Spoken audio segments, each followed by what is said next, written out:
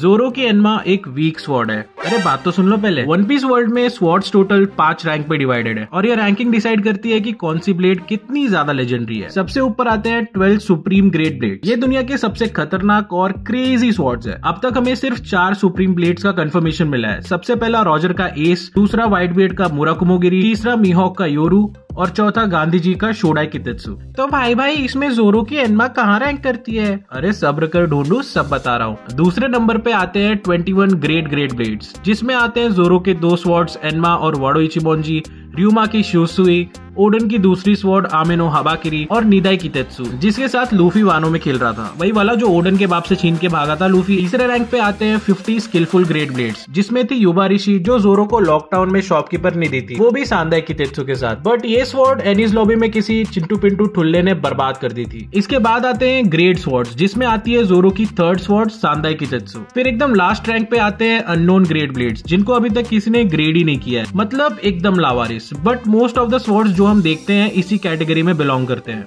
लेकिन ये last rank देख के इनको फ्लावर समझने की भूल मत करना, ये भी फायर है भाई, फायर। क्योंकि इसी कैटेगरी में आता है शैंक्स का ग्रिफिन, शिरियो का राइव, बिग मॉम का नेपोलियन, ब्रुक का सोल सॉलिड और लूफी के सैंडल्स। अगर लिस्ट में कुछ मिस हुआ हो तो कमेंट्स में बताओ। बाय।